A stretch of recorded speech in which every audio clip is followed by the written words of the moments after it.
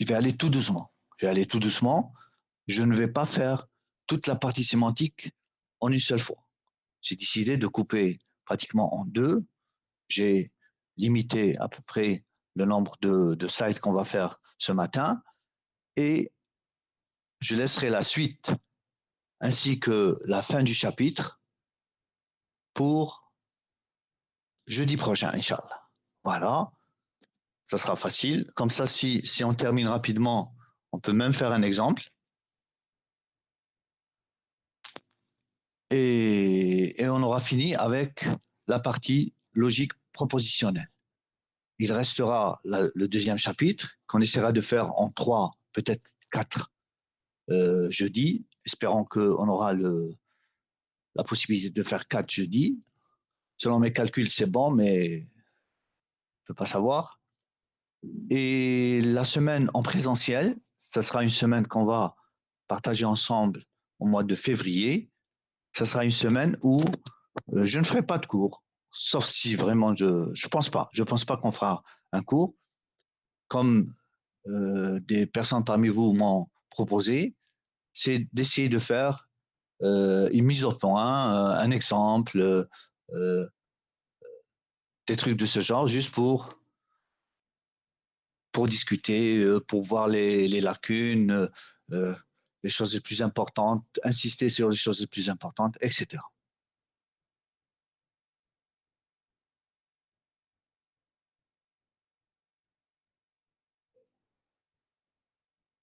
Voilà, les gens se réveillent maintenant, c'est bon.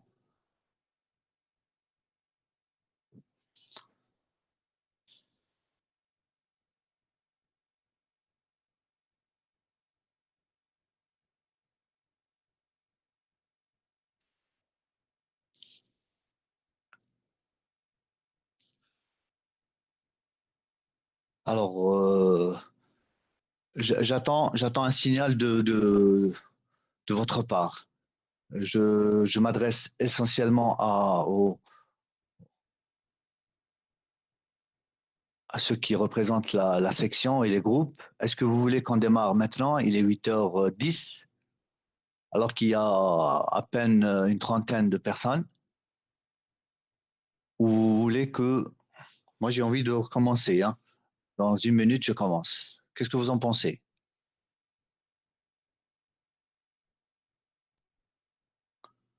Surtout, je m'adresse à... Alors,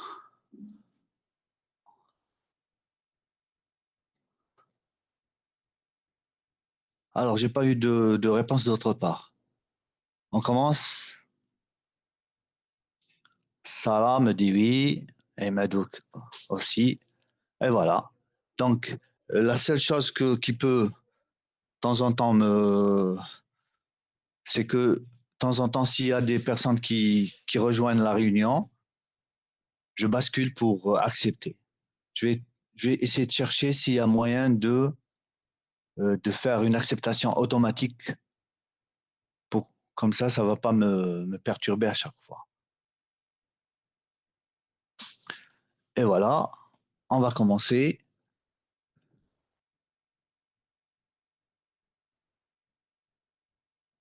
Attendez, je n'ai pas ouvert.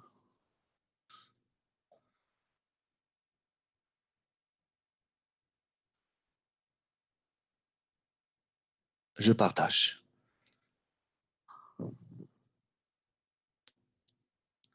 Très bien. S'il vous plaît, est-ce que quelqu'un peut me dire si vous voyez la présentation? Oui, Ah bah très bien, très bien. Vous m'entendez et vous voyez la présentation. Donc, on va commencer maintenant. Donc, c'est ça qui m'obligera de... Il faut que je trouve le moyen de d'accepter tout le monde. Faut que je trouve le moyen d'accepter tout le monde.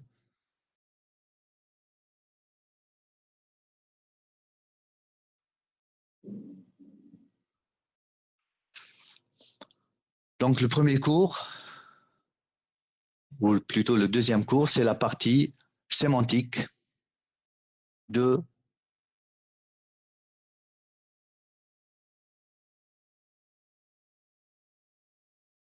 la logique des propositions. C'est la partie sémantique de la logique des propositions. On va essayer de faire le cours en suivant cette partie, ce plan. D'abord, l'étape de vérité et les interprétations.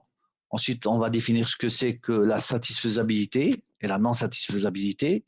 On définira ce que c'est qu'une tautologie et une antilogie. Ce sera des formules particulières qui ont un sens particulier.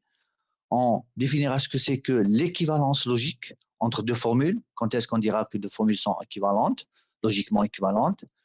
Ensuite, on va définir quelque chose que je trouve très intéressant, c'est la conséquence logique. Quand est-ce qu'on dira une formule est une conséquence logique d'une autre formule ou d'un ensemble de formules?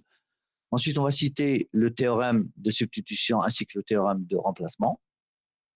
Et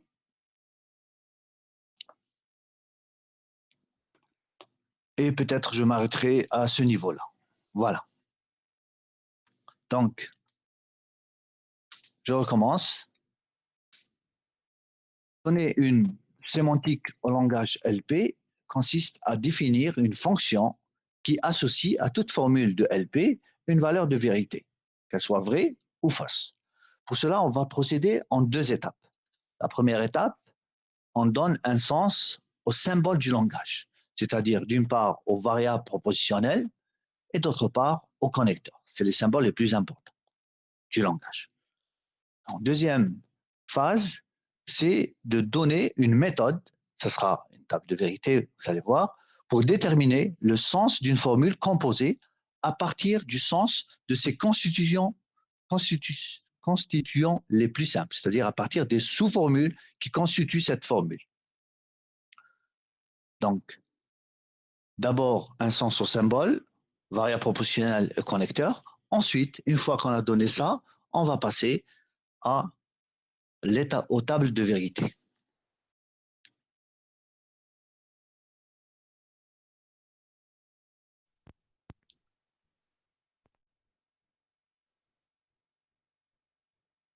Alors, commençons d'abord par l'interprétation des variables proportionnelles. On interprète les variables proportionnelles en leur associant une valeur de vérité. Donc, à chaque variable proportionnelle, on va associer une valeur qui est soit vraie, soit fausse, V pour vrai et notée F pour fausse. Maintenant, pour les connecteurs, on va interpréter les connecteurs en associant à chaque connecteur sa table de vérité qui définit son sens. Ah là, ça marche pas parce que faut que je trouve un moyen pour accepter tout le monde sans, sans que je sois interrompu à chaque fois. Si quelqu'un sait comment le faire, ça serait bien. Mais d'ici la prochaine fois, je vais trouver un moyen. Donc,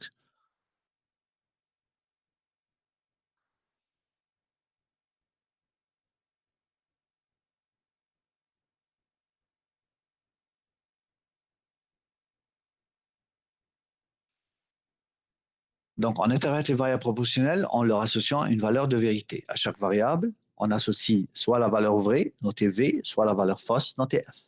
Quant au connecteur, on va leur associer.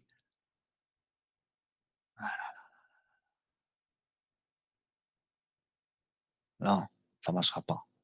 Je ne pourrais pas. Je ne pourrais pas faire ça. Impossible. Il faut que je trouve un moyen.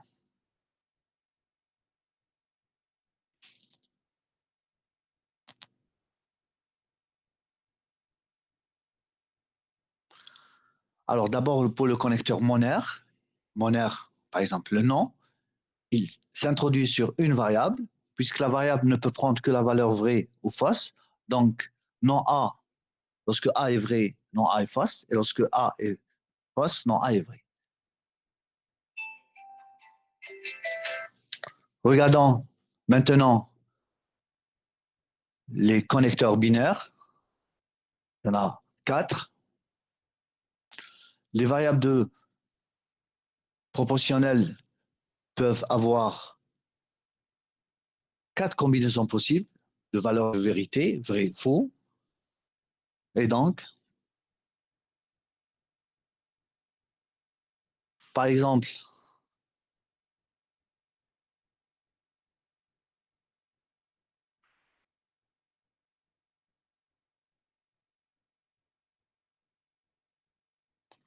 pardon,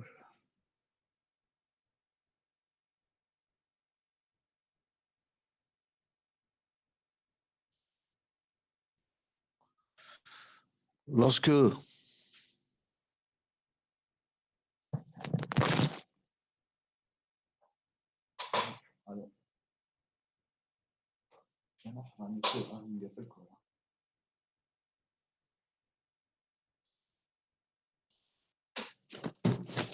donc, les variables proportionnelles, il y en a 2 parce que les connecteurs sont binaires. Donc, il y a 4 combinaisons possibles pour les valeurs de vérité que peuvent prendre les 2 variables. Donc, on a vrai, vrai, vrai, faux, faux, vrai, faux, faux. Pour le et, pour justement retenir la valeur de vérité de chaque table de vérité, il faudrait les retenir de cette manière. Le et ou la conjonction, elle est vraie dans un seul cas, lorsque les deux sont vrais. Le ou, on voit qu'elle est fausse dans un seul cas, lorsque les deux sont faux. Partout ailleurs, elle est toujours vraie. La flèche, elle est fausse dans un seul cas. Le cas où la première variable est vraie, la deuxième variable faux. Vrai, flèche faux, donne faux. Partout ailleurs, c'est vrai. Et enfin, la double flèche, elle est vraie lorsque les deux variables ont même valeur de vérité, toutes les deux vraies ou toutes les deux fausses. C'est comme ça qu'il faut retenir les tables de vérité, pour ne pas les oublier. Alors, l'interprétation d'une formule maintenant alpha se fait de la manière suivante. D'abord, il faut déterminer les variables proportionnelles qui contient alpha, décomposer la formule alpha en sous-formules, et enfin, dresser la table de vérité pour l'ensemble des sous-formules, y compris la formule alpha. Prenons un exemple. Soit alpha égale non A et B, flèche, non C ou A. Déjà, je vois que j'ai 3 variables proportionnelles dans cette formule. Puisqu'il y a 3 variables proportionnelles, donc il y a 2 à la puissance 3, soit 8 combinaisons possibles de valeurs de vérité que peut prendre ces 3 variables proportionnelles. Déterminons maintenant des sous-formules de alpha. D'abord, on a la sous-formule non A. Ensuite, on a la sous-formule A et B. N'oubliez pas que le et et le ou sont plus prioritaires que la flèche. Donc, je commence par le et, ensuite le ou. Donc, la deuxième sous-formule, c'est non A et B. S'il vous plaît. La troisième. Monsieur, Oui. Monsieur, on ne Allô? voit pas le slide que monsieur, je vous êtes m'excuse, en mais train vous de n'avez... tourner. Oui, oui, vous Oui. n'avez pas changé le slide. Je n'ai pas compris. On ne voit pas le slide que vous êtes en train de lire, monsieur. Wesh, je vais voir tout de Ah, suite. Je vais voir tout de suite. Monsieur voilà, Mazel ouf la comme table ça, de ça marche. vérité. Maintenant, Douka, Hadawi. Oui, c'est bon, monsieur, merci. Ah, d'accord, très bien. Bon. Donc, il est encore. Il y a On a vu encore, il y ça. a encore dans l'étape de vérité. Est-ce que vous voyez maintenant? On voit l'étape de vérité, monsieur. Très bien. On est sur le slide numéro 6. Numéro 6, d'accord. Est-ce que maintenant vous voyez la prochaine? Vous arrivez à voir? Non, pas encore. Non, Non, pas encore. Oh, oh. voilà, comme ça on C'est voit. bon, monsieur. Maintenant, oui, c'est bon, on peut le voir. Maintenant, vous voyez? Vous pouvez répéter, s'il vous plaît, monsieur. Oui. Oui, oui, Donc, oui. très bien, très bien. Donc, on a dit les variables, ça peut être vrai ou faux. Les tables de vérité des connecteurs, le nom tout seul. On a vu les 4 connecteurs binaires seuls aussi. On a vu quand est-ce que le et le ou sont vrais ou sont faux. Maintenant, comment déterminer ou comment interpréter une formule alpha d'une manière générale? On fait 3 choses. D'abord, déterminer les variables que contient cette formule, les variables proportionnelles. Ensuite, décomposer la formule alpha en sous-formules. Et enfin, dresser les tables de vérité de toutes les sous-formules. Généralement, on utilise une seule table de vérité pour l'ensemble des sous-formules. L'exemple qu'on va voir ensemble, c'est l'exemple suivant. Alpha, c'est non A et B, flèche, non C ou A. Donc, il y a 3 variables, A, B, C, et donc, forcément, il va y avoir 2 à la puissance 3 combinaisons possibles de de valeur de vérité que peut prendre ces trois variables. D'accord? On verra tout à l'heure. Maintenant, quelles sont les sous-formules? Les sous-formules sont les suivantes. D'abord, la sous-formule non A. Ensuite, la sous-formule non A et B. Alors, ce que je disais tout à l'heure comme remarque, remarquez qu'on commence d'abord par le et, parce que le et est le plus prioritaire. Ensuite, ce sera le ou, et enfin, ce sera la flèche. Donc, ce sera non A et B. Dans l'autre partie de la flèche, il y a non C. Ensuite, la formule non C ou A. Et enfin, toute la formule alpha, qui n'est rien d'autre que bêta, flèche, bêta 2, flèche, gamma 2. On va mettre tout ça dans une table de vérité. Voici la table de vérité. Donc, souvenez-vous, on a dit qu'il y avait 2 à la puissance 3, soit 8 combinaisons possibles. Vrai, vrai, vrai, vrai, vrai, faux, vrai, etc. Généralement, quand on dresse les tables de vérité, pour la première variable, A par exemple ici, on met la moitié vrai, la moitié faux. Donc ici, il y a 8 combinaisons, donc je mets 4 vrais, 4 faux. Pour la variable suivante, on met pour la Monsieur, première moitié, on met la moitié vrai, la moitié faux, et pour la deuxième moitié, la moitié vrai, la moitié faux. Donc c'est pour ça que monsieur, pour... toujours, le slide n'est pas changé. Voilà, Et j'arrive monsieur, pas. monsieur, je Comme pense que ça, la oui. connexion, le temps un peu long. était la connexion. Ah d'accord, c'est possible. Oui, mais monsieur Rahim, mais elle a le slide numéro 7, hein. Ça n'a pas changé. Et monsieur, il y a des étudiants qui vous demandent de les accepter. Ils vous demandent de les accepter. Possible que ce sera à cause de ça, ouais.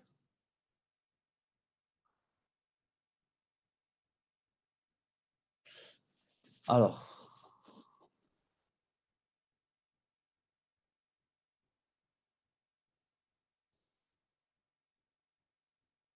je reviens. C'est pas grave. Même si ça nous arrête de temps en temps, je trouve que ça ne peut être que bénéfique parce que on fera les choses doucement.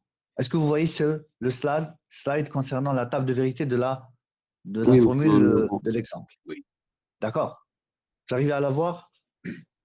Donc, j'ai dit que comme il y a 3 variables proportionnelles, donc il y a 2 à la puissance 3, soit 8 combinaisons possibles des valeurs de vérité que peut prendre ces variables. Et généralement, qu'est-ce qu'on fait? Voilà, je pense que ça peut être la connexion, oui. Alors, il y a 2 à la puissance 3 combinaisons. Donc, comment on les présente, ces combinaisons? On les présente de la manière suivante. On met 4 vrais, 4 faux pour la première. Ensuite, pour la deuxième, 2 vrais, 2 faux, 2 vrais, 2 faux. Et pour la troisième, vrai, faux, vrai, faux, vrai, faux, etc. Donc, souvent, c'est comme ça qu'on présente. Donc, pour la première variable, on met la moitié vraie, la moitié fausse. Pour la deuxième variable, pour la première partie, on met la moitié vraie. Pour la première moitié, on met la moitié vraie et la moitié fausse. Et pour la deuxième moitié, on met la moitié vraie et la moitié fausse, etc. Jusqu'à ce que la dernière va être vrai, faux, vrai, faux, vrai, faux. Donc,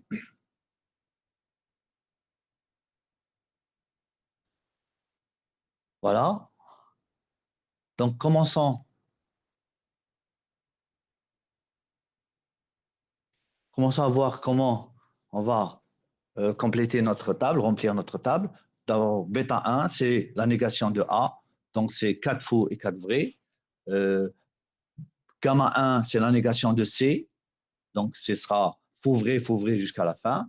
Bêta 2, c'est non A et B, donc ce sera entre la troisième colonne et la deuxième colonne, un et entre la troisième et la deuxième, plutôt la quatrième et la deuxième, et on trouve faux, faux, faux, faux, faux, vrai, vrai, faux, faux. Pour gamma 2, ce sera non C ou A, donc ce sera la cinquième colonne ou la première colonne. C'est un ou, n'oubliez pas le ou, il est faux pour seulement lorsque les deux sont faux en même temps. Donc, on va trouver ces valeurs de vérité. Et enfin, pour alpha, la formule toute complète, ce sera bêta 2, flèche gamma 2. C'est entre les deux dernières colonnes qu'on a obtenues. Et on va trouver que la formule aura les valeurs de vérité selon les différentes combinaisons, vrai, vrai, vrai, vrai, faux. Elle est fausse dans un seul cas seulement, c'est le cas où bêta 2 est vrai et gamma 2 est fausse, parce que vrai, flèche, faux donne forcément faux. Et voilà. C'est de cette manière qu'il faut faire l'étape de vérité. Maintenant, commençons par quelques définitions. Il y aura un certain nombre de définitions qu'il faut bien assimiler. Je vais être très... je vais faire les choses très doucement. Hein. Je ne vais pas m'emballer. Alors, chaque combinaison des variables proportionnelles dans la table de vérité est appelée une instantiation. Les mots sont importants, il faut les retenir quand même. C'est quoi une instantiation? C'est tout simplement une combinaison parmi les différentes combinaisons que peuvent prendre les valeurs, les variables de vérité, les variables proportionnelles. Une combinaison. Ou autrement dit, c'est une ligne de la table de vérité. Par exemple, ici, il y a plusieurs combinaisons, il y a 3 variables, donc il y a 8 combinaisons possibles. Cette combinaison vrai, faux, vrai, des variables A1, A2, A3, que peut prendre des variables A1, A2, A3, est appelée une instantiation. Donc, il existe 8 instantiations possibles. Chaque instantiation, c'est une combinaison. Et ce qu'on peut dire que pour chaque instantiation, une formule alpha soit vraie, soit fausse. Ça, c'est ce qu'on appelle une instantiation. Maintenant, l'interprétation d'une formule alpha pour chaque instantiation peut être donnée par les règles suivantes. C'est des règles juste pour retenir l'étape de vérité. Donc, on dira que non alpha vrai si seulement si alpha est Monsieur, fausse. toujours le Oui? slide. Toujours le slide, on ne le voit pas. Oui, oui, oui. Vous n'arrivez pas à voir le slide.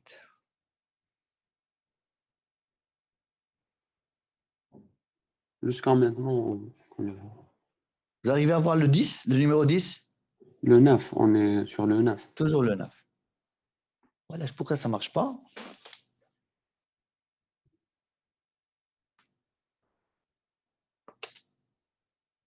Toujours le 9? Oui, monsieur. Aïe, aïe, aïe.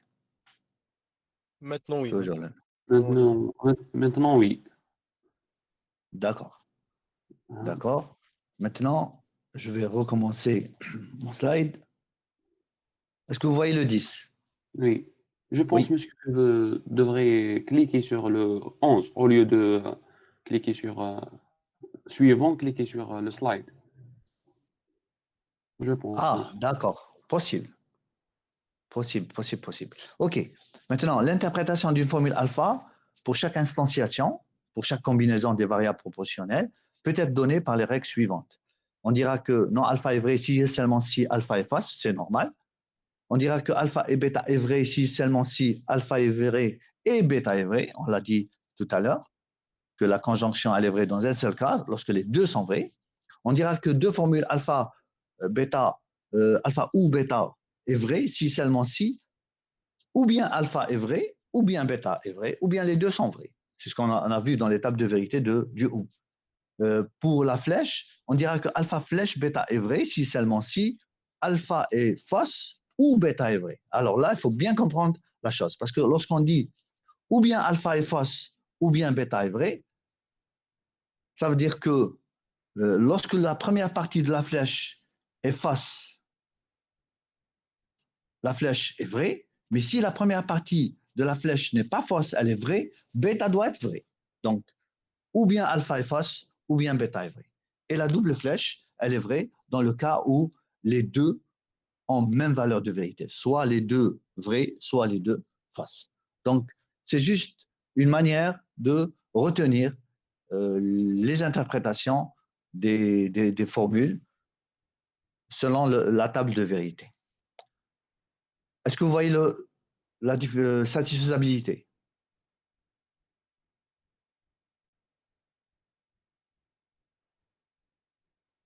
Alors, Monsieur, on a besoin de ces interprétations. vous avez, c'est des choses qu'il faut retenir seulement, mais c'est rien. C'est rien, non, mais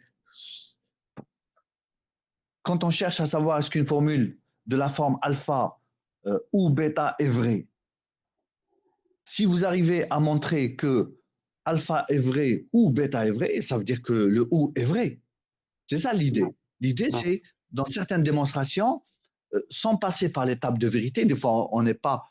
Parce qu'on fait l'étape de vérité lorsqu'on connaît les formules, on connaît ce qu'il y a dedans, les variables, la composition atomique, si vous voulez, de chaque formule. Mais quand on ne connaît pas tout ça et on est en train de faire des interprétations, savoir si une formule est vraie ou fausse, des fois, juste en regardant la forme ou comment la formule se présente, est-ce que c'est un et, est-ce que c'est un non, est-ce que c'est un ou, est-ce que vous pouvez essayer de donner la valeur de vérité de la formule en s'appuyant sur ces résultats. Par exemple, si la formule est de la forme alpha ou bêta, alors si vous arrivez à montrer que vous Juste avez la alpha possibilité que égale vrai. alpha est soit exactement soit vrai, soit fausse, donc vous pouvez conclure que alpha ou bêta est vrai.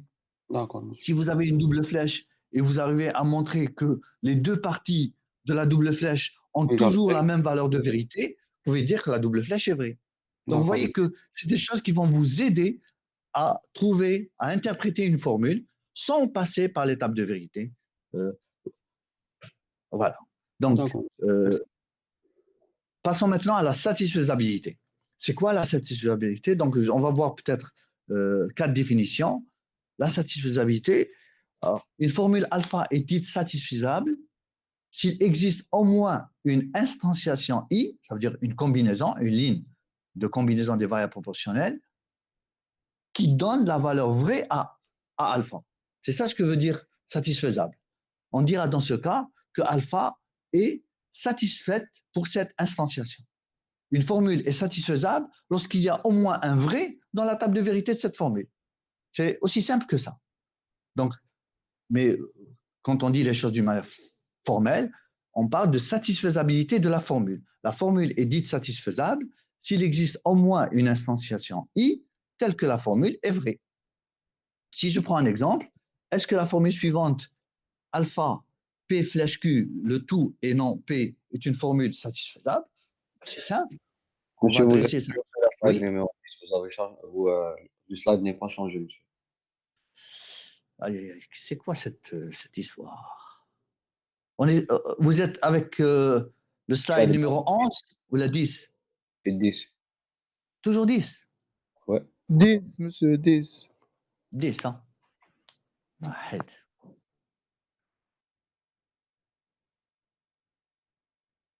Et maintenant, C'est bon, c'est le numéro 11, monsieur. Slide 11. numéro 11. Alors, je répète la définition. Une formule alpha est dite satisfaisable s'il existe au moins une instantiation, ça veut dire une ligne de combinaison des variables proportionnelles, telle que la formule a la valeur vraie. Donc, une formule est dite satisfaisable, et on dit aussi la formule est satisfaite pour cette instantiation.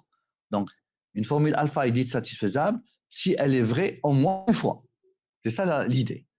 Je prends un exemple. Est-ce que la formule suivante alpha est satisfaisable? Donc, pour le savoir, il faut dresser sa table de vérité.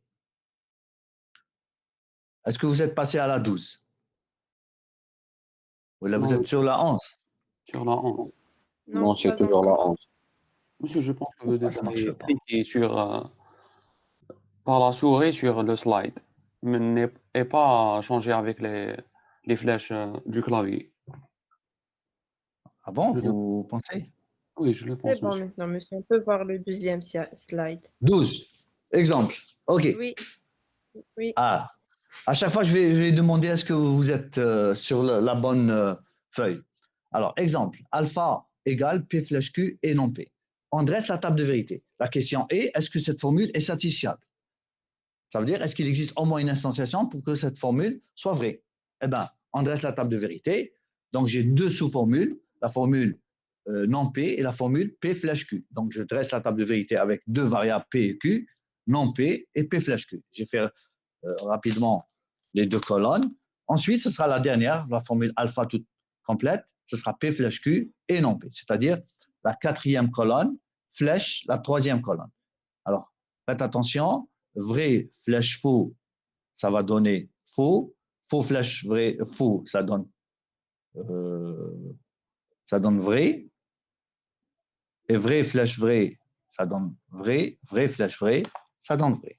Donc, voilà. Eh ben, je me suis trompé. Hein? Est-ce que je me suis trompé?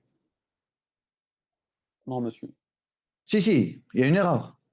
Non, monsieur. Vrai, flèche vrai égale vrai.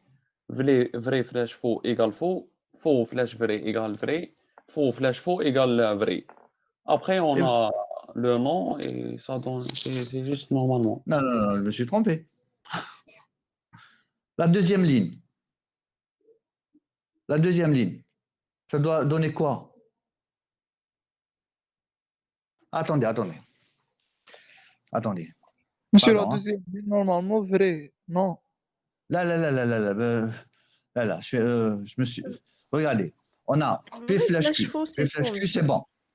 P flash Q, c'est première colonne, deuxième colonne. Donc, vrai flash vrai, c'est vrai. Vrai flash faux, c'est faux. Faux flash vrai, c'est vrai. Faux flash faux, c'est vrai. OK. Alors, maintenant, on fait le et entre la troisième et la quatrième. C'est le et, hein. Faux, vrai et faux, ça donne faux. Faux et faux, ça donne faux. Vrai et vrai, ça donne vrai. Vrai et vrai, ça donne vrai. Donc, je ne me suis pas trompé. C'est un et. D'accord? Donc, est-ce que la formule est Oui, monsieur, c'est bon, satisfaisable? c'est C'est juste. bon, oui. Est-ce que la formule est satisfaisable? Je regarde. Ah, je trouve qu'il existe au moins une instantiation telle que la formule alpha est vraie. Quelle instantiation? C'est l'instanciation où P égale faux Donc, et elle est Q égale satisfaisable. vrai. Donc, est-ce que la formule est satisfiable? Ben oui, donc la formule est satisfiable. En réalité, il existe deux instantiations pour lesquelles alpha est vrai. La troisième ligne et la quatrième ligne. Mais il suffit de trouver une seule pour dire que la formule est satisfiable. On n'est pas obligé de chercher les autres. Dès qu'on trouve une telle que la formule est vraie, on dit que la formule est satisfaisable. Il existe plusieurs, ben tant mieux s'il existe plusieurs. D'accord? Donc, passons maintenant à la numéro 13. Est-ce que vous êtes passé à la numéro 13? Pas Numéro encore. 13? Non, monsieur, pas Non, encore. Pas encore, hein? Laisse cette Il fois-ci. arrive après, monsieur. Alors, c'est bon. la numéro 13, c'est celle-là. Est-ce que vous êtes à la numéro 13? Oui, monsieur. Définition 2. J'attends un oui de votre part. Oui, oui, monsieur. Oui, monsieur. Oui, très bien. Donc, définition 2, toujours dans la satisfaisabilité, mais maintenant, on ne va pas parler de la satisfaisabilité d'une seule formule, on va parler de la satisfaisabilité d'un ensemble de formules, gamma, alpha 1 jusqu'à alpha n. Alors, on dira qu'un ensemble gamma, alpha 1, alpha n est dit satisfaisable s'il existe au moins une instantiation i pour laquelle toutes les formules de gamma sont vraies en même temps. Cette fois-ci, on met toutes les formules dans une même table de vérité et on veut voir est-ce que toutes les formules sont vraies en même temps.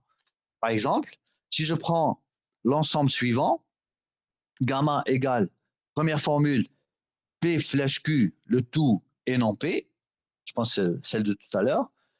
La deuxième formule, P ou Q, est-ce que cet ensemble est satisfaisable?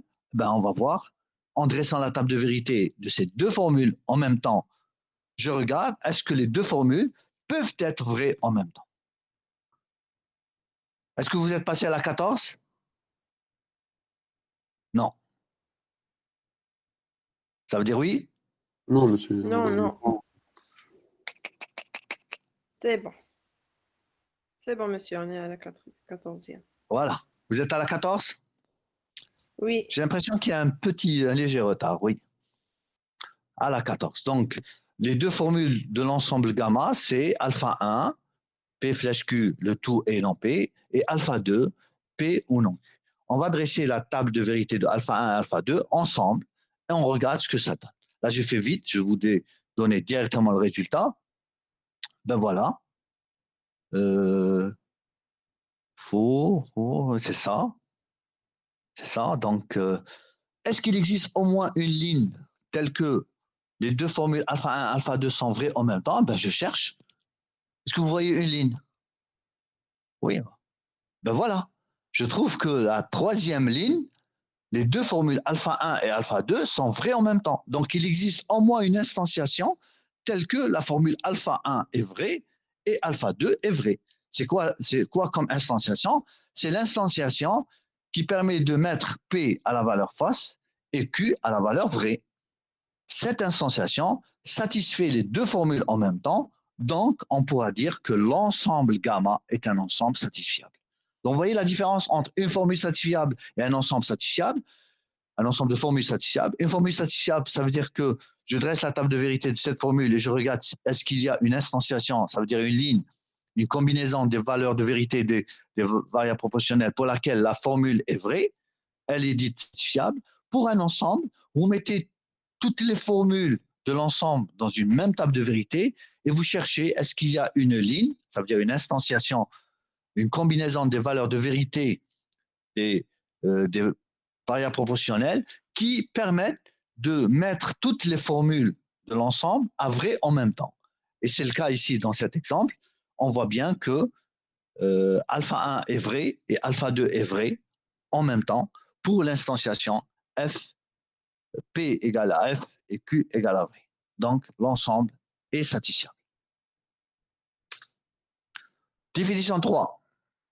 Vous y êtes? Monsieur, Oui. il y a des étudiants qui vous demandent de les accepter Comment vous l'avez su? sur Facebook. Parce que Sur j'ai le pas groupe. reçu de. Oui, c'est vrai. Non, J'ai pas. sur notre groupe. J'arrive pas à recevoir les messages sonores. Voilà, voilà, voilà. Voilà. Je pense qu'il y a peut-être un léger retard.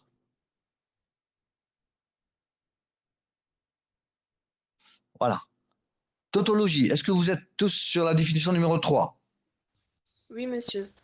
Oui, très bien. Donc, on a défini ce que c'est qu'une instantiation. On a défini ce que c'est que satisfiable pour une formule et satisfiable pour un ensemble. Maintenant, on va définir ce que c'est qu'une tautologie. Une tautologie, une formule alpha est dite une tautologie si seulement si elle est vraie pour toutes les instantiations. Ça veut dire que toute la table de vérité, la formule est toujours vraie pour toutes les lignes. Chaque instantiation, ça donne vrai. Chaque instantiation donne vrai. Et on utilise une notation un peu spéciale pour dire que alpha est une tautologie. On met un grand T qui est couché avec deux barres devant alpha. Donc alpha, quand vous voyez ce signe-là, ça veut dire que alpha est une tautologie. C'est simple. On va voir sur un exemple. Je prends une formule, P flèche, entre parenthèses Q flèche P. Est-ce que cette formule est une tautologie? La première chose à faire, c'est dresser sa table de vérité. Je dresse sa table de vérité. Voilà. J'ai les deux formules P et Q. J'ai la sous-formule Q flèche P, qui est égale à vrai, vrai, faux, vrai. Et enfin, la formule alpha, P flèche Q flèche P, ça va donner vrai, vrai, vrai, vrai. Ça veut dire que pour toutes les instantiations, alpha est toujours vrai. Donc, P flèche Q flèche P est une tautologie. Vous voyez, c'est simple. Sauf que il faut, ce qu'on est en train de faire dans ce cours-là, c'est d'introduire une certaine terminologie, hadara. On parle d'instanciation, c'est la combinaison des valeurs de vérité des variables propositionnelles. On parle de satisfaisabilité, c'est lorsque on dit une formule alpha est satisfaite par une instantiation, ça veut dire qu'elle est vraie pour cette combinaison. On parle de satisfaisabilité d'un ensemble de formules, c'est lorsque toutes les formules de l'ensemble sont satisfaites en même temps. Et là, on parle de tautologie. On dira qu'une formule est une tautologie si elle est vraie, quelle que soit l'instanciation de ces variables propositionnelles, quelle que soit la combinaison de valeurs de vérité des variables propositionnelles, que ce soit par exemple pour cette formule, il y a deux variables proportionnelles. Il y a la première combinaison vrai-vrai, la deuxième combinaison vrai-faux, la troisième faux-vrai, la quatrième faux-faux. Chacune des combinaisons est appelée une instantiation et on voit bien sur la table de vérité que pour chaque instantiation, la formule est toujours vraie. Donc, c'est une formule qui est une tautologie.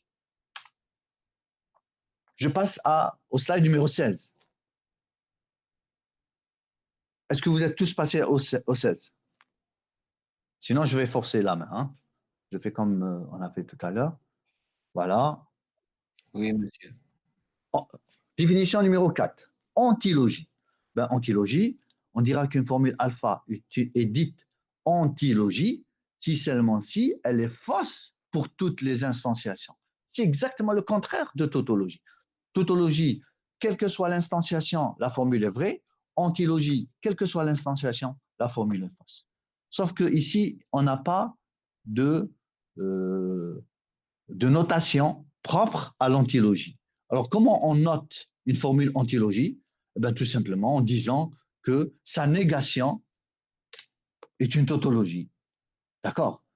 Parce qu'on n'a pas de notation propre pour antilogie. Une formule est dite antilogie, une formule alpha est dite antilogie lorsque non alpha est une tautologie. C'est le contraire. C'est tout. Parce qu'on n'a pas de notation propre. Donc, je prends un exemple. Est-ce que la formule alpha suivante est une antilogie? J'ai choisi une belle formule. Alpha égale A et non A. Je fais quoi? Je dresse la table de vérité. Et quand je dresse la table de vérité, j'ai une seule combinaison possible, donc vrai ou bien faux. Et je trouve que la table de vérité de cette formule alpha est toujours fausse, quelle que soit l'instanciation, quelle que soit la ligne, quelle que soit la combinaison des variables proportionnelles qui constituent cette formule, la formule est toujours fausse. Et donc, la formule étant fausse, quelles que soient les instantiations, pour toutes les instances, donc la formule est une antilogie. Et regardez comment j'ai noté antilogie. J'ai mis un nom devant la formule et j'ai mis tautologie. Voilà, c'est une manière de notation. Et ben voilà, on a vu tautologie, on a fait antilogie, on avance bien. Maintenant, étant donné, on va voir quelques propriétés de tautologie. Étant donné deux formules alpha et bêta, est-ce que vous êtes tous sur le slide numéro 17? Non, monsieur. Coucou, vous êtes à 17? Non, monsieur. Pas encore. J'arrive pas à comprendre pourquoi on n'avance pas en même temps. Et là, vous y êtes? Oui, c'est bon. Oui, très Oui. bien. Donc, propriété de tautologie, très simple, c'est des choses très simples qu'on va énoncer. Donc, lorsque je marque la notation non alpha tautologie, ça veut dire que alpha est une antilogie. On est d'accord? C'est ce qu'on vient de dire maintenant. Et qui veut dire qu'il n'existe aucune instantiation qui satisfait alpha. C'est ça une antilogie. Elle est fausse tout le temps, partout. Donc, alpha n'est pas satisfiable. Une antilogie, c'est lorsque on ne peut pas la satisfaire. Il n'y a pas une instantiation qui donne vrai. Toutes les instantiations donnent faux. Donc, on dit que alpha n'est pas satisfaisable. Il n'existe aucune instantiation qui satisfait alpha.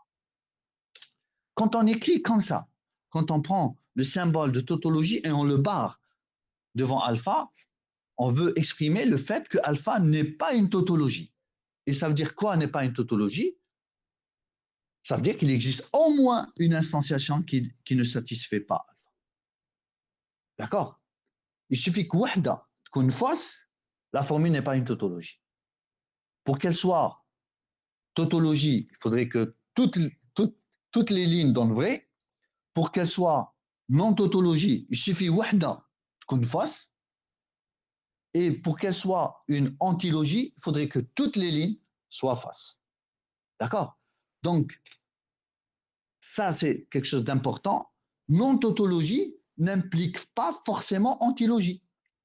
Parce que non-tautologie, wahda bark tikfi, un faux yikfi, tandis qu'antilogie, il faudrait que ça soit faux partout. D'accord? Ce n'est pas la même chose. Quand on dit une formule n'est pas une tautologie, ça veut dire qu'il existe au moins une instantiation telle que la formule est fausse. Et quand on dit une formule est une antilogie, ça veut dire qu'elle est fausse pour toutes les instantiations. La nuance entre non-tautologie et antilogie, il faut bien la comprendre. Est-ce que je peux avancer pour voir les autres propriétés de la tautologie? J'avance, hein? On est à la 18. Est-ce que tout le monde voit la troisième propriété? Pas encore, monsieur. Pas encore. Essayez d'appuyer avec la souris, il avait raison, l'étudiant. Comment? Qu'est-ce que je dois faire? Appuyez avec la souris sur le slide. Mais... Si vous pouvez faire un test maintenant, on va vous répondre si ça change rapidement ou pas. D'accord. Voilà. J'appuie avec la souris. Est-ce que ça change? Non. Non, c'est la même chose. C'est la même chose. Donc, vous voyez que ce n'est pas forcément la souris. La souris, donc... Alors, je suis sur la 18. Est-ce que tout le monde voit la troisième propriété? Oui, on vous suit. On est Ah, sur voilà. la 18e. Donc, la troisième, elle part de tautologie d'une conjonction, de et. On dira que alpha et bêta tautologie, si seulement si, alpha est une tautologie et bêta est une tautologie. Donc, vous voyez que le et entre deux formules forme une tautologie si chaque partie du et est lui-même une tautologie. Pourquoi? Parce qu'on l'a vu tout à l'heure dans l'étape de vérité. Le et, il est vrai dans un seul cas, dans le cas où les deux sont vrais en même temps. Donc, si le et entre alpha et bêta est vrai, forcément alpha est vrai, toujours vrai, et forcément bêta est toujours vrai. Donc, si alpha et bêta est toujours vrai, ça veut dire que alpha est toujours vrai et bêta est toujours vrai. Et donc, alpha et bêta tautologie, si seulement si, alpha tautologie et bêta tautologie. Maintenant, pour la flèche, regardez bien. On dira que alpha flèche bêta est une tautologie, si seulement si, lorsque alpha est une tautologie, alors forcément bêta est une tautologie. Si on a ça, alors on sait que la double flèche est une tautologie. Ça veut dire que pour chaque instantiation, si alpha est vrai, alors bêta est vrai. Si vous avez ça, ça veut dire que la flèche est une tautologie. Et si vous avez ça, ça veut dire que lorsque alpha est une tautologie, bêta aussi est une tautologie. C'est juste des informations ou des propriétés qui peuvent nous aider quand on va faire nos applications. Cinquième propriété de la tautologie, on dira que si vous avez que alpha flèche bêta est une tautologie, je le sais, et vous savez aussi que alpha est une tautologie. Donc alpha flèche bêta toujours vrai, alpha toujours vrai. Qu'est-ce que je peux conclure? Alors je peux conclure que bêta forcément doit être une tautologie. Donc si alpha flèche bêta tautologie et alpha tautologie, donc forcément bêta est une tautologie. Et enfin, on dira que alpha double flèche bêta est une tautologie si seulement si, pour chaque instantiation, alpha et bêta ont même valeur de vérité. Ça, c'est des résultats qui peuvent nous servir justement quand on fera nos démonstrations ou quand on abordera quelques exercices. Donc, la double flèche tautologie, si seulement si, alpha et bêta ont même valeur de vérité. On va revoir la dernière tout à l'heure. Cette dernière propriété tout à l'heure. Donc, je fais comme ça, je m'arrête, je regarde s'il y a des gens, non, il n'y a personne. Je reviens et je passe à celle-là. Est-ce que tout le monde est sur la 19? Tout le monde est sur la 19? Oui. Ah, très bien. La 19, c'est une autre définition, une nouvelle définition. On parle cette fois-ci d'équivalence logique. Quand est-ce qu'on dira que deux formules sont logiquement équivalentes? Donc, soit alpha et bêta, deux formules. On dit que alpha est logiquement équivalente à bêta, ou alpha et bêta logiquement équivalentes entre eux. Et on note alpha 3 traits bêta, si seulement si, alpha et bêta ont même valeur de vérité pour chaque instantiation. Ça veut dire que si vous dressez la table de vérité de alpha et bêta en même temps, vous allez voir que la colonne alpha et la colonne bêta sont identiques, en même valeur de vérité pour chaque ligne, pour chaque instantiation, pour chaque combinaison des valeurs de vérité des variables proportionnelles alpha et bêta sont identiques, en même valeur de vérité. Ben, les exemples, il y en a des tas d'exemples. Premier exemple, c'est de vous dire que alpha et bêta est logiquement équivalent à bêta et alpha. Et ça, ce n'est rien d'autre que la commutativité. Le ou aussi est commutatif. Donc, alpha ou bêta est logiquement équivalent à bêta ou alpha. On parle aussi de l'associativité du et l'associativité du ou. Ça veut dire que alpha et bêta, entre parenthèses, et gamma est logiquement équivalent à alpha et bêta et gamma. De même pour le ou. On parle aussi de la distributivité. C'est des équivalences logiques usuelles qu'il faut connaître. On n'a pas besoin de les démontrer, il faut les connaître. On parle de distributivité, du et par rapport au ou, du ou par rapport au et.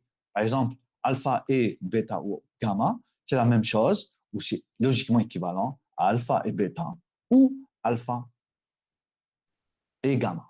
Donc, les deux formules, à droite et à gauche du symbole, ont même valeur de vérité. Donc, elles sont les mêmes sémantiquement. Ils ont la même valeur de vérité. La distributivité de la flèche par rapport au est alpha flèche, bêta et gamma est logiquement équivalent à alpha flèche, bêta et alpha flèche, gamma. Les lois de Morgan, on les appelle toujours comme ça, c'est la négation du et la négation du ou. La négation du et, c'est non alpha ou non bêta, et la négation du ou, c'est non alpha et non bêta. Il y en a d'autres. Par exemple, l'idempotence. Est-ce que vous voyez le 20e? Est-ce que vous voyez le 20e? Même votre réponse, elle est... Non, monsieur. n'arrive pas. Non. Non, et voilà. Même votre réponse n'est pas... Je n'ai pas compris pourquoi aujourd'hui, ça n'avance pas. C'est bon, Et monsieur. là, On est sur et le voilà. 20e. Donc, je dois arrêter et reprendre. Donc, l'idempotence. L'idempotence, c'est quoi l'idempotence? C'est très intéressant de savoir. Donc, alpha est logiquement équivalent à alpha. Alpha ou alpha est logiquement équivalent à alpha. Ça peut servir. Ça peut servir si vous avez besoin de... vous avez une formule de la forme alpha et vous voulez la simplifier en une petite formule plus simple. Donc, vous pouvez remplacer sémantiquement alpha et alpha en alpha. Sémantiquement, ça veut dire dans le sens. Si vous faites une interprétation de sens, vous pouvez remplacer alpha et alpha par alpha.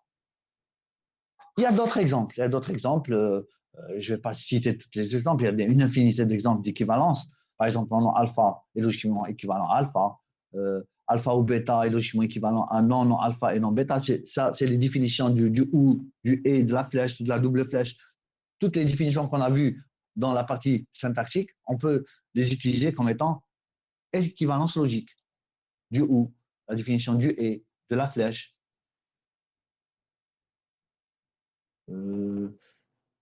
Alpha flèche bêta flèche gamma est logiquement équivalent à alpha flèche bêta, le tout flèche alpha flèche gamma, etc., etc. Donc, vous pouvez vous amuser à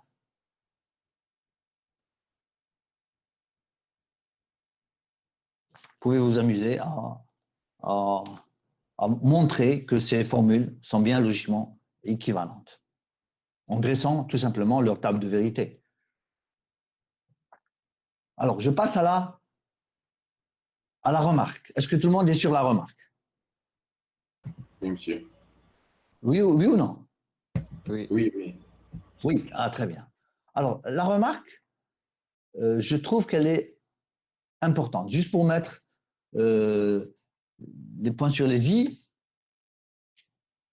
beaucoup d'entre vous confondent ou ont tendance à confondre l'équivalence logique, ce qu'on vient d'introduire maintenant, avec le connecteur logique double flèche. Ça n'a rien à voir. L'un est un symbole logique de l'alphabet du langage propositionnel et l'autre, ce n'est rien d'autre qu'un symbole du métalangage. On vous a dit, on introduit des symboles dans le métalangage, c'est pour expliquer le langage. Quand on écrit justement, j'accepte quelqu'un et je reviens. Donc, quand on écrit les 3 barres, on veut tout simplement dire aux gens que ce qu'il y a à gauche et ce qu'il y a à droite de ce symbole-là ont même valeur de vérité, ont même sens. Ils ont même sens. C'est un dictionnaire, si vous voulez. Ça veut dire que ce mot-là et ce mot-là ont la même signification, tout simplement. Il y a des propriétés de l'équivalence logique, les trois barres. Donc. Les 3 barres, elles-mêmes, c'est une relation d'équivalence sur l'ensemble des formules. Ça veut dire quoi, une relation d'équivalence? Ça veut dire qu'elle est réflexive, alpha est logiquement équivalent à elle-même, elle est symétrique. Si alpha est logiquement équivalente à bêta, alors bêta est aussi logiquement équivalente à alpha. Donc, vous pouvez interchanger l'ordre des formules comme vous voulez, parce qu'elle est symétrique. Et aussi, elle est transitive. Transitive, ça peut nous aider dans nos démonstrations. C'est que si alpha est logiquement équivalente à bêta et bêta est logiquement équivalente à gamma, Donc la première, alpha, est logiquement équivalente à la dernière, gamma. Ça, c'est très intéressant à connaître, à savoir. On ne l'a pas démontré, mais on le cite de cette manière.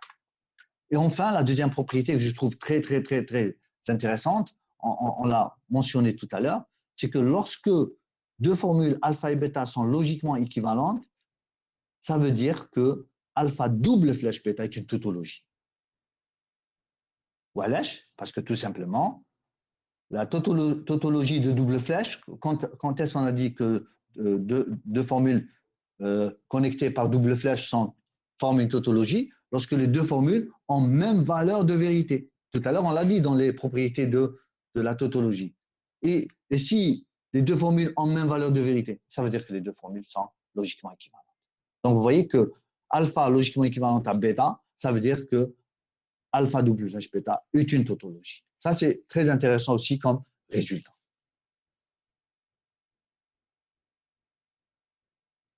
Alors, passons à une autre définition que je trouve assez intéressante. Est-ce que tout le monde voit la 22? Oui, monsieur. Est-ce que tout le monde voit la 22? Oui, Donc, monsieur. soit alpha et bêta, deux formules. On dit que bêta est une conséquence logique de alpha et on note alpha. Regardez bien, hein, on dit que deux formules alpha et bêta, soit deux formules alpha et bêta. On dit que bêta est une conséquence logique de alpha et on note alpha, le symbole de tautologie bêta, si seulement si, pour chaque instantiation, lorsque alpha est vrai, alors bêta est aussi vrai.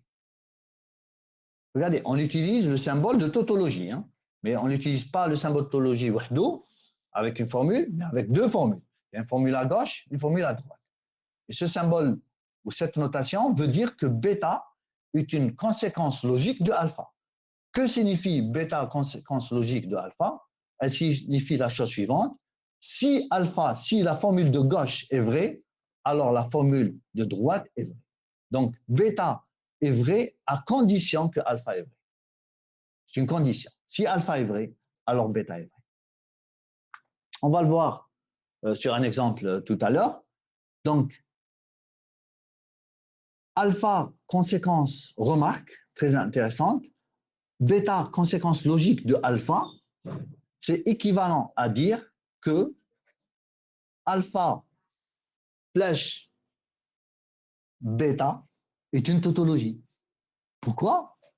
Parce que bêta, conséquence logique de alpha, ça veut dire que lorsque alpha est vrai, alors bêta est vrai. Et si je prends la flèche, lorsque alpha est vrai, bêta est vrai, elle est toujours vraie. Dans ce cas-là, la flèche est toujours vraie. C'est pour ça que alpha flèche bêta est une tautologie. Donc, si pour chaque instantiation, lorsque alpha est vrai, alors bêta est vrai, alors bêta est une conséquence logique de alpha, et en même temps, c'est équivalent à dire que alpha flèche bêta est une tautologie. Je sais que ce n'est pas évident de comprendre du premier coup, hein.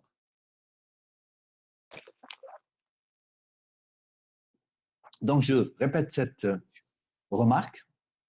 Bêta, conséquence logique de alpha, est équivalent à ce que alpha flèche bêta est une tautologie. Pourquoi? Parce que dans chacune des définitions des deux parties de cette équivalence, on a si alpha est vrai, alors bêta est vrai. Si alpha est vrai, bêta est vrai, ça veut dire que bêta est une conséquence logique de alpha. Et si alpha est vrai, bêta est vrai, ça veut dire que la flèche alpha flèche bêta est toujours vraie. D'accord? Parce que si alpha n'est pas vrai, la flèche est toujours vraie. Si alpha est fausse, la flèche est toujours vraie. Et si en plus, vous avez, lorsque alpha est vrai, bêta est vrai, ça veut dire que la flèche ne peut pas avoir une valeur fausse. Monsieur, s'il vous plaît, vous pouvez répéter une Oui. dernière fois. Lana, je sais que c'est pas évident, hein, je sais que c'est pas évident, donc je recommence. Cette remarque, je la trouve intéressante parce qu'elle dit la chose suivante. Elle dit que bêta, conséquence logique de alpha, c'est équivalent à dire que alpha flèche bêta est une tautologie. Pourquoi? Parce que les deux ont la même définition qui est écrite en bas. Pour la première, bêta conséquence logique de alpha. Ça veut dire quoi? C'est ce qu'on vient d'écrire plus haut. C'est la définition de conséquence logique. Pour chaque ça veut dire, instantiation, comment? quand alpha est vrai, alors on a un peu. Lorsque alpha est vrai, alors bêta est vrai. Ça veut dire que bêta est une conséquence logique de alpha. Maintenant, Oui. maintenant qu'est-ce que je peux dire sur la flèche? Lorsque alpha est vrai, alors bêta est vrai. La flèche est toujours vraie. Si lorsque alpha est vrai, alors bêta est vrai. Ça veut dire que la flèche entre alpha, flèche bêta Oui. est toujours vraie. Donc, Oui, qu'est-ce que je peux dire sur alpha, flèche bêta? C'est une tautologie. Donc, conséquence logique et tautologie, bêta, conséquence logique de alpha et alpha, flèche bêta, tautologie, c'est la même chose. C'est équivalent. C'est-à-dire, c'est la conséquence logique. On verra un exemple. Hein. On verra un exemple. C'est pas, Comment? c'est pas la même chose qu'avec ce qu'on a fait la dernière fois. Quand on a une genre alpha un peu flèche bêta, on peut ajouter, on peut mettre le alpha de l'autre côté. Ça ressemble exactement, ça ressemble à ce qu'on a fait tout à l'heure. Mais ce que vous êtes en train de dire, on va pas le dire, on va le dire à la fin du chapitre. Ce que vous êtes en train de dire, vous êtes en train de voir la ressemblance ou la relation qui existe entre la sémantique et ce qu'on a fait dans les déductions, la syntaxique. C'est vrai, ce que vous dites est vrai, mais ce résultat, on va l'énoncer à la fin du chapitre. D'accord, monsieur. D'accord? D'accord. Donc, parce que le résultat dans la partie syntaxique, on ne parlait pas de vrai, on ne parlait pas de faux. Maintenant, on parle de vrai et de faux. Donc, ce résultat, c'est par rapport à la valeur de vérité. C'est tout. Alors, la conséquence logique, je peux la généraliser. Comment la généraliser? Tout à l'heure, on disait bêta, conséquence logique de alpha. Maintenant, on va me dire que bêta, conséquence logique d'un ensemble de formules alpha 1, alpha n. Donc, soit alpha 1, alpha n, un ensemble de formules, et bêta, une formule. Est-ce que vous voyez la 23? Non, monsieur. Non, et voilà. Et voilà, et voilà. Hein? Comme ça, Et maintenant, oui, si. oui, conséquence logique, généralisation. On va généraliser la notion de conséquence logique.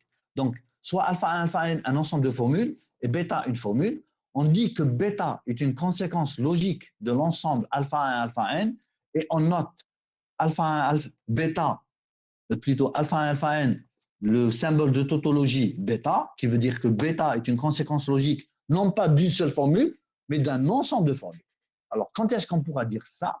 Si seulement si, pour chaque ligne, pour chaque instantiation, si toutes les alpha i sont vraies, pour i allant de 1 à n, alors bêta est vrai. Tout à l'heure, on avait une seule condition. Bêta est vrai lorsque alpha est vrai. Si alpha est vrai, alors bêta est vrai. Maintenant, non. On a toutes les alpha i. Donc, toutes les alpha i sont vraies en même temps, alors bêta est vrai. C'est à ce moment-là que je dirais que bêta est une conséquence logique de alpha 1 à alpha n. D'accord? C'est juste une généralisation de ce qu'on vient de voir juste avant. Et on va faire la même remarque. On va faire la même remarque. Tout à l'heure, il y avait alpha, bêta, à droite et à gauche. Maintenant, on a alpha 1, alpha n, bêta. Alors, la partie gauche de l'équivalence. Bêta est une conséquence logique de alpha 1 à alpha n. Ça veut dire quoi? Ça veut dire que lorsque toutes les alpha i sont vraies, alors bêta est vrai. À droite de l'équivalence, on a la formule alpha 1 et alpha n flèche bêta est une tautologie. Pourquoi? Parce que lorsque tous les alpha i sont vrais, alors bêta est vrai. Ça veut dire que la flèche entre la conjonction des alpha i et bêta est toujours vraie. Donc, pour chaque instantiation, si toutes les alpha i sont vraies, alors bêta est vrai. À gauche, c'est la définition même de la conséquence logique, mais à droite, c'est par rapport à la constitution de la formule. La formule est constituée de deux parties. La partie conjonction, c'est des et, flèche, bêta. Si toutes les alpha i sont vraies en même temps, ça veut dire que alpha 1 et alpha n est comment? C'est forcément vrai. Et d'ailleurs, c'est le seul cas où les alpha i sont vrais. La conjonction est vraie si toutes les alpha i sont vraies en même temps. Il suffit que wahda تكون fausse la conjonction, la partie droite de la flèche, la partie gauche de la flèche devient face. Il suffit وحدة تكون face. باش تكون vrai, la partie gauche de la flèche, il faudrait que toutes les alpha i soient vraies en même temps. Et si, lorsque toutes les alpha i sont vraies en même temps, alors bêta est forcément vrai, ça veut dire que cette formule-là ne peut être que vraie. C'est une tautologie. C'est un résultat très intéressant. Peut-être qu'on reviendra dessus tout à l'heure ou la prochaine fois, quand on fera la relation entre sémantique et syntaxique. D'accord? Je pense que j'ai un exemple. J'ai un exemple. Est-ce que tout le monde est sur l'exemple? Alors, tout le monde est sur l'exemple? Non. Tout le monde n'est pas sur l'exemple. Maintenant ici. Je reviens. Est-ce que vous êtes sur l'exemple ou là, Oui. non? Oui, monsieur, maintenant êtes- ici. Vous voyez l'exemple? Oui. Voilà. L'exemple est le suivant. Montrer que P flèche Q, virgule non Q, plutôt montrer que non P est une conséquence logique de P flèche Q, virgule non Q. Donc, vous avez deux formules alpha 1, alpha 2. P flèche Q, c'est alpha 1, non Q, c'est alpha 2. Et vous avez la formule bêta non P. Est-ce que non P est une conséquence logique de P flèche Q et de non Q? Donc, qu'est-ce qu'on va faire? On va dresser la table de vérité. On dresse la table de vérité. On a la formule P flèche Q. On a la formule non Q. Et on a la formule non P.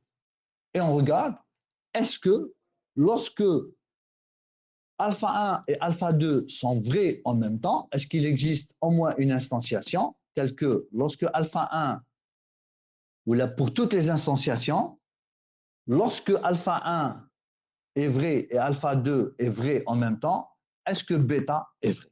Je regarde. Hop, je trouve qu'il y a une seule instantiation. C'est la dernière. P égale faux et Q égale faux.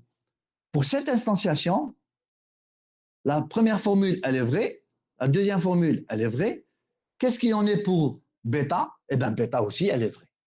Donc, conclusion, je peux dire que, quelle que soit l'instanciation, si on a le cas P flèche Q vrai et non Q vrai, alors non P est vrai. Et donc, je peux dire que non P est bien une conséquence logique des deux formules P flèche Q et non Q. Donc, vous voyez, tout se ramène à la table de vérité. On doit montrer, pour montrer qu'une formule bêta est une conséquence logique d'un ensemble de formules alpha 1 alpha n, il faudrait montrer que lorsque tous les alpha i sont vrais en même temps, alors bêta est vrai. Et c'est le cas ici.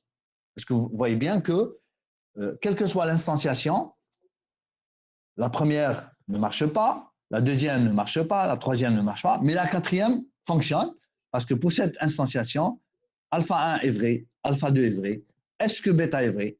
Oui, bêta est vrai. Donc, bêta est bien une conséquence logique de P flèche Q et non Q. D'accord? OK? Ou pas OK? Est-ce que tout le monde est sur le théorème de substitution maintenant? Oui. Oui. Très bien. Donc, je résume avant d'aller plus loin. Je résume. On vient de voir tautologie, quelques propriétés sur la tautologie. On vient de voir aussi équivalence logique entre deux formules, alpha et bêta, avec les trois traits, qui veut dire que les deux formules ont même valeur de vérité. Quand on dresse leur table de vérité, on trouve que c'est identique. On vient de voir conséquences logiques, et c'est là où je me suis un peu attardé parce que c'est un peu compliqué. Une formule bêta est une conséquence logique de alpha. Ça ne veut pas dire que alpha et bêta ont même valeur de vérité, mais il y a une condition qui dit que lorsque alpha est vrai, bêta est vrai. C'est à ce moment-là que je dirais que bêta est une conséquence logique de alpha. Et la généralisation de la conséquence logique, c'est lorsque je dis que bêta est une conséquence logique d'un ensemble de formules alpha 1, alpha n. Dans ce cas-là, bêta, la valeur de vérité vraie pour bêta est conditionnée, et la condition est que toutes les alpha i doivent être vraies en même temps. Si toutes les alpha i sont vraies en même temps, alors bêta est vrai. Si on a ça, on pourra dire que la formule bêta est bien une conséquence logique de l'ensemble alpha 1, alpha 1. Maintenant, on va voir un autre théorème qu'on appelle le théorème de substitution. Le théorème de substitution, il dit la chose suivante. On va toujours utiliser tautologie, équivalence logique, etc., etc. Donc, le théorème de substitution, il dit la chose suivante. Soit Monsieur, alpha une formule contenant la variable proportionnelle A et alpha prime, la formule obtenue à partir de alpha, en substituant toutes les occurrences de A, dont alpha, par une nouvelle formule bêta. Voilà ce qu'on doit faire. J'ai une formule alpha, fait A, une variable proportionnelle. Exemple A. A, on écrit A plusieurs fois à l'intérieur de la formule alpha. Si je remplace toutes les occurrences, on appelle ça une substitution. Substituer, ça veut dire remplacer toutes les variables, toutes les occurrences, toutes les apparitions des variables A, de la variable A, par autre chose. Ici, je vais remplacer A par une formule bêta. Partout où A apparaît dans la formule. Il ne faut pas oublier 1. Si vous oubliez 1, ça ne marche pas. Que dit le théorème de substitution? Il vous dit la chose suivante. Si la formule de départ, alpha, était une tautologie, alors la formule obtenue, alpha prime, reste une tautologie. Rien ne va changer. Alors, l'explication, on ne va pas démontrer, hein, je vais juste expliquer. monsieur, je m'excuse. Oui? Monsieur, il y a une étudiante qui vous a écrit un message sur le chat. Voilà, je ne vois pas tout ça. Il y a des Il y a un messages. étudiant qui m'a écrit un message. Le chat. Alors, Oui. monsieur, quand est-ce que le cours se termine? Il y a des étudiants qui ont un problème de transport et on a cours à 12h30. Le cours va se terminer dans 10 minutes. 10 minutes. Oui, monsieur. Non, elle vous entend. C'est juste, elle nous a dit qu'elle a un Très problème bien, de très bien, micro. très bien. Elle a un problème Très de bien. micro. Ah, j'ai compris votre souci. J'ai compris votre souci. Le cours va se terminer dans 10 minutes. Voilà. Qu'est-ce que c'est que ça? Alors, je reprends. Donc, j'ai une formule A, alpha. Dans alpha, il y a A. Supposons qu'il y a 3 fois A, quelque part dans la formule alpha. Que dit le théorème? Je vais substituer A par une formule bêta. Là où il y a A, je remplace. Bêta, bêta, bêta, partout. Alors, que dit le théorème? Si alpha est une tautologie, alors alpha prime est une tautologie. Tout simplement. Monsieur, Alors, la démonstration, oui? j'ai pas bien compris le terme. Vous pouvez répéter? Je vais répéter, oui. Alors,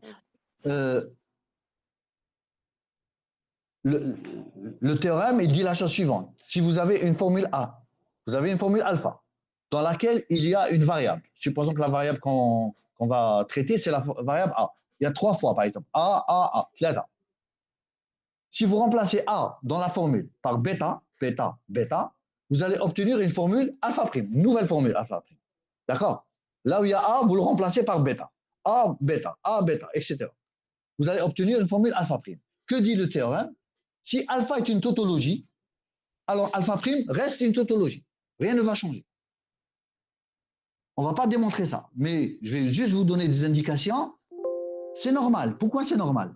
Parce que si alpha est toujours vrai, quelle que soit la valeur de vérité que vous allez donner à A ne peut prendre que la valeur vraie ou fausse. Donc lorsque A est vrai, alpha est vrai. Lorsque A est fausse, alpha est toujours vrai, parce que alpha est une tautologie. Maintenant, si cette colonne-là, vous l'enlevez, vous la remplacez par une autre colonne d'une formule bêta.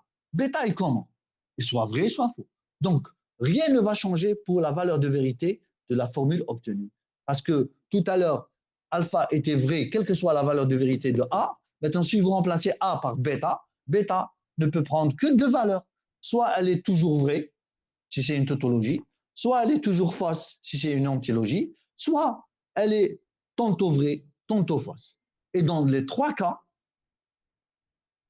la formule obtenue alpha prime reste toujours vraie, parce qu'on n'a pas changé les autres partie de la formule, on a juste changé une colonne. Donc, si vous changez une colonne par une autre colonne qui a soit la valeur vraie, soit la valeur fausse, rien ne va changer pour la formule obtenue.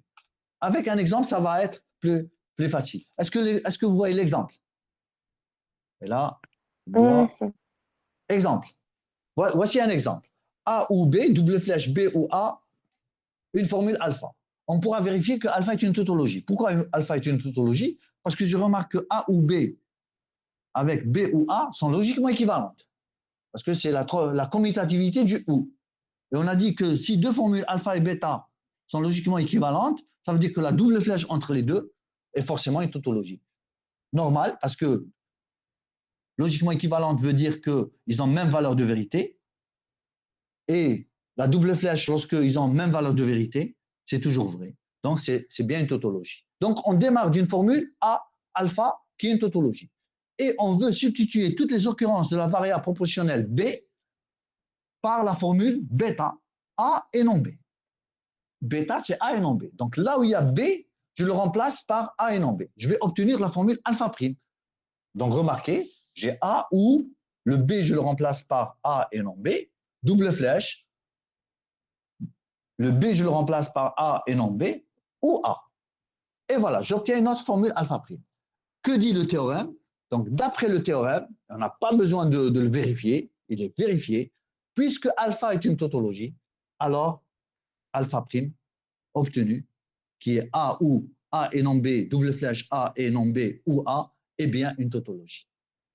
D'accord? D'accord ou pas d'accord? Oui, monsieur, c'est clair. Donc, l'exemple est très simple. Monsieur, Ne cherchez pas à démontrer. La démonstration, monsieur, elle est peut-être un peu complexe, mais l'exemple est très simple.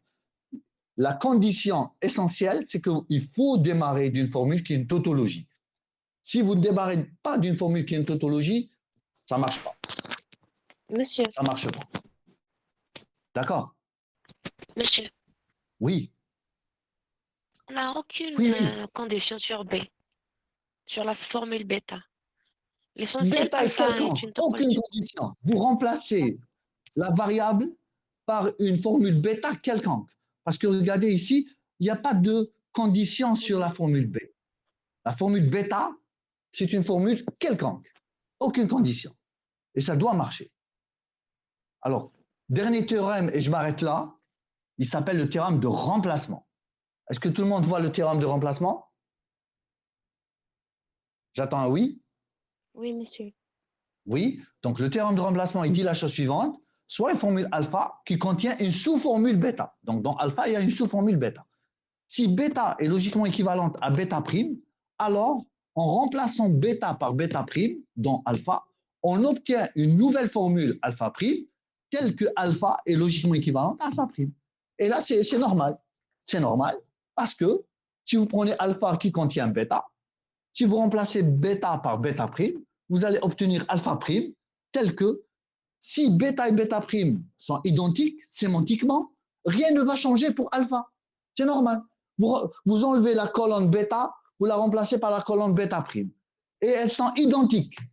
Est-ce que le résultat final sera transformé? Eh bien non, le résultat final sera exactement comme on l'avait avant. Alpha et alpha prime obtenus sont identiques sémantiquement, sont logiquement équivalents.